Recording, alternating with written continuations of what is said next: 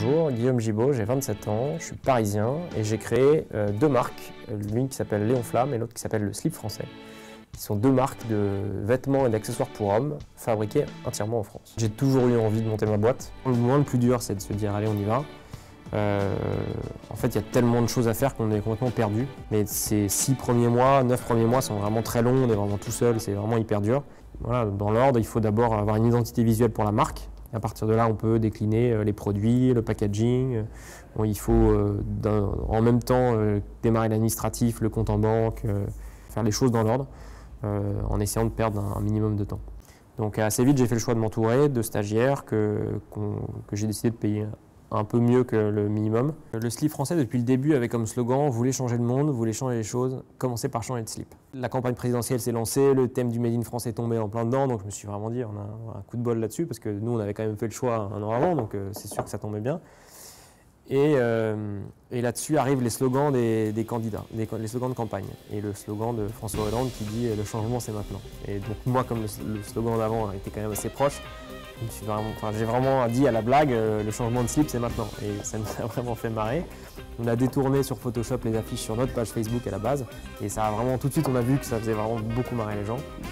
On a vraiment eu un gros coup de boost à ce moment-là, ce qui du coup a amené du trafic sur le site. Après on continue à parler de nous parce que nos produits sont bien, qu'on continue à innover, qu'on a lancé une nouvelle version du site, qu'on lance souvent des nouveaux produits et que les clients sont contents de nos produits, donc je pense qu'ils en parlent, ils continuent à en parler. On est rigoureux dans notre approche des réseaux sociaux, c'est-à-dire qu'on essaie de poster de façon régulière, on essaie de penser à l'avance un peu ce dont on va parler et on construit notre communication avec ça. Ça permet de se faire connaître facilement et gratuitement, donc pour moi il n'y avait pas tellement de choix. J'administre pour l'instant la page Facebook du Slip Français tout seul.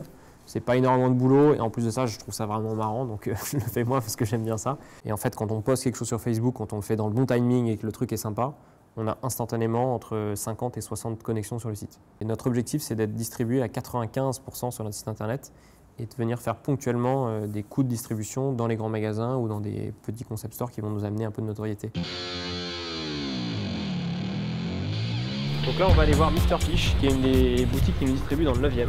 Aujourd'hui, à Paris, on a 6 boutiques qui sont vraiment dans ce style-là. Dans le style de Mr Fish, un peu concept store, des petites boutiques sympas qui vont chercher des petites marques.